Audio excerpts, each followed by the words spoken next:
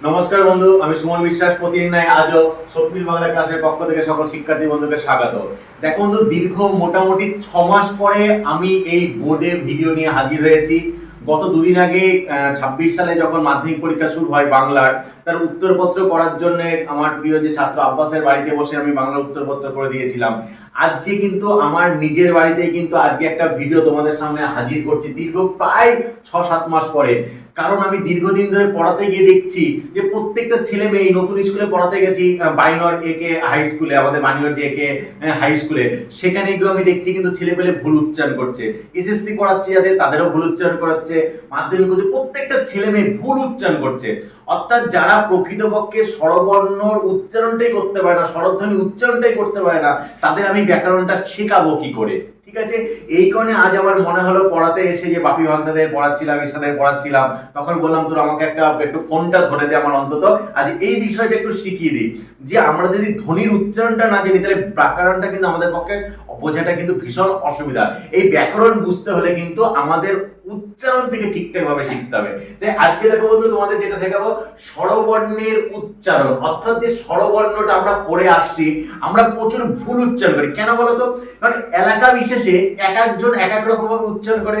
শিশুরা যাতে ঠিকঠাক মনে রাখতে পারে সেই জন্য তাদের বিভিন্ন উচ্চারণ বিভিন্ন এলাকায় হচ্ছে প্রচলিত, বা না জেনে বিভিন্ন জন বিভিন্ন ভাবে কিন্তু বলে ফেলে। একজন শিখিয়েছে, যে মাস্টারমশাইয়ের কাছে শিখেছেন, তিনি হয়তো ঠিকঠাক জানেন না, বাবা জ্যাঠা কাকু দাদু দিদার কাছে শিখছেন, তারা ঠিকঠাক জানেন না, তারা যেভাবে শিখেছেন তারা শিখিয়ে দিয়ে গেছেন, বা কোনো একটা বই পেয়েছেন বলে গেছে, কিন্তু অরিজিনাল ব্যাপারটা কি এটা তাদের কিন্তু জানা নেই। তাই আজ আমি কিন্তু তোমাদের সঠিক এই যে আমাদের যে স্বরবর্ণের উচ্চারণ সঠিক শেখাবো।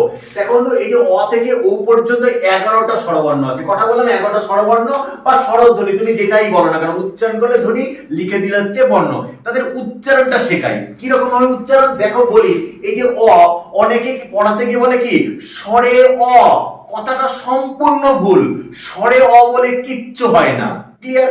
তারপরে এটাকে বলেছে স্বরে আ, স্বরে আ বলেও কিচ্ছু হয় না। এই যে এই ভুলটা আমি চোখে পড়ছে সেটা নয়, স্বয়ং বিদ্যাসাগর এই যে বর্ণমালাটা, এই বর্ণ পরিচয় বইটা যখন বিদ্যাসাগর লিখেছিলেন, এই বর্ণ পরিচয়ের বইটা লেখার পরে বিদ্যাসাগর যখন দ্বিতীয় সংস্করণ বের করেছিলেন, তখনই বিদ্যাসাগর এই ব্যাপারটাকে সংশোধন করে দিয়েছিলেন। কারণ বিদ্যাসাগরের কানেও ব্যাপারটা গেছিল, সবাই স্বরে অ স্বরে আ বলে। তাই বিদ্যাসাগর বর্ণ পরিচয় যখন দ্বিতীয় সংস্করণ বের করলেন, এই দ্বিতীয় সংস্করণ বিদ্যাসাগর নিজে বিজ্ঞাপনে বলে দিলেন তোমরা ভুল উচ্চারণ করছো, স্বরে অ বলে কিচ্ছু হয় না, স্বরে আ বলে কিচ্ছু হয় না।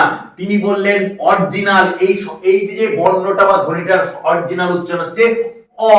এর উচ্চারণটা কি অ, কখনোই স্বরে শব্দটা যোগ হবে না।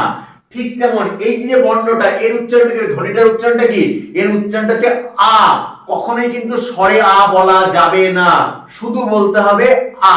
তাহলে বন্ধু আমরা অরিজিনাল সঠিক উচ্চারণ কি শিখলাম? এটাকে বলবো হচ্ছে অ, এটাকে বলবো কিন্তু আ।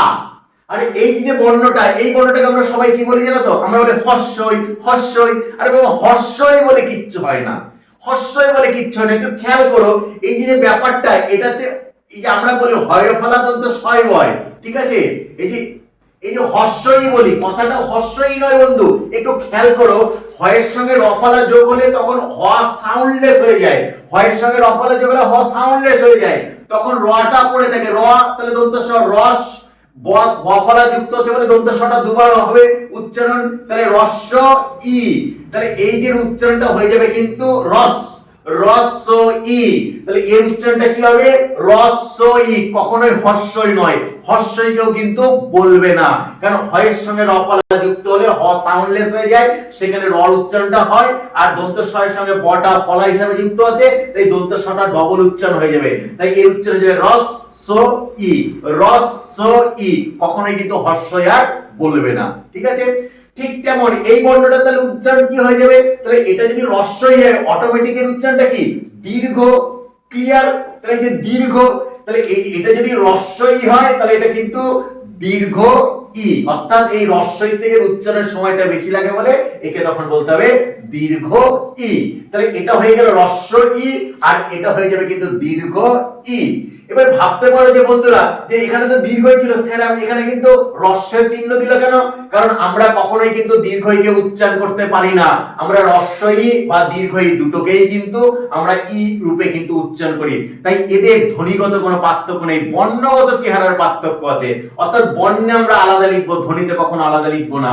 অর্থাৎ দয়ে হ্রস্বই দন্ত না, দয়ে দীর্ঘই দন্ত না, আলাদা আলাদা বর্ণের রূপ দেবো, কিন্তু ধ্বনি উচ্চারণ করতে গিয়ে কিন্তু আমরা দিনই উচ্চারণ করি। বোঝা গেল বন্ধু? তাহলে এর উচ্চারণটা হচ্ছে হ্রস্ব ই আর এর উচ্চারণটা হচ্ছে দীর্ঘ ই। ক্লিয়ার? তারপরে এটা দেখো শীত তেমন, এটাকে কি বলি? এটাকে আমরা সবাই বলি হস্যু হস্যু হস্যু হস্যু।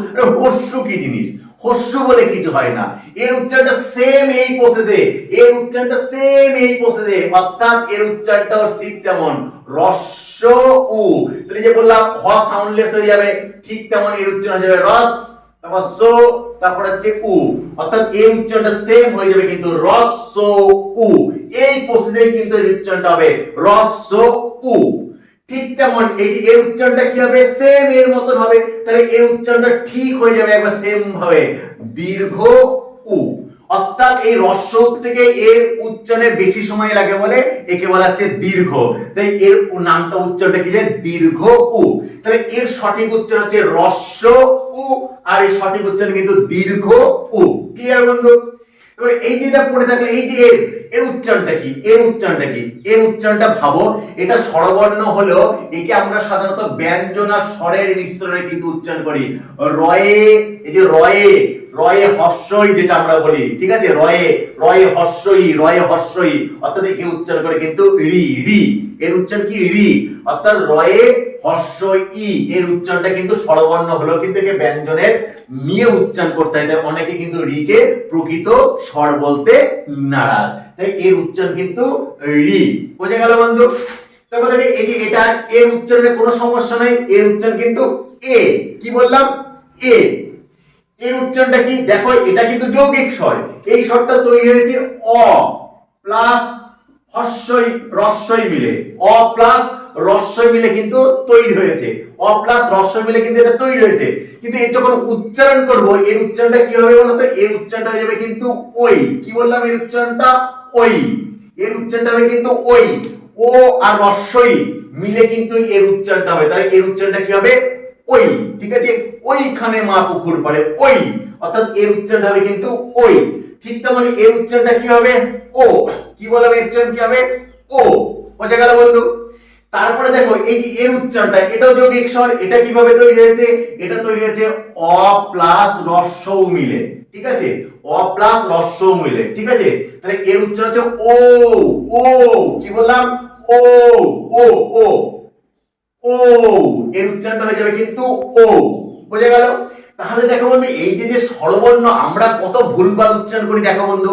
আশা করছি যে তোমরা এই ব্যাপারগুলো আগে ঠিকঠাক জানতে না, ঠিকঠাক উচ্চারণ করতে কিন্তু শিখতে হবে। তাহলে আরেকবার তোমাদের বলে নি সঠিক উচ্চারণটা কি। সরাসরি আমি সঠিক উচ্চারণ বলছি, এতক্ষণ ব্যাখ্যা করলাম, এবার সঠিক উচ্চারণটা শুনে রাখো তোমরা। এর উচ্চারণ কিন্তু বলবে হচ্ছে অ, এর উচ্চারণটা করবে কিন্তু আ, এর উচ্চারণটা করবে কিন্তু হ্রস্ব ই, এর উচ্চারণটা করবে কিন্তু দীর্ঘ ই, এর উচ্চারণটা করবে কিন্তু হ্রস্ব উ, এর উচ্চারণটা করবে কি বলতো? দীর্ঘ উ। এর উচ্চারণটা কি করবে? রি। এর উচ্চারণটা কি করবে? এ। এর উচ্চারণটা কি করবে? ওই। এর উচ্চারণটা কি করবে? ও। এর উচ্চারণটা কি করবে? ও। এই যে দেখো বন্ধু 11টা স্বরবর্ণ বা যাকে আমরা লিখে দিয়েছি বলে স্বরবর্ণ, উচ্চারণ করলে ধ্বনি, এই ধ্বনির প্রত্যেকটা নিখুঁত বিজ্ঞানসম্মতভাবে কিন্তু সঠিক উচ্চারণ আজ তোমাদের শিখিয়ে দিলাম।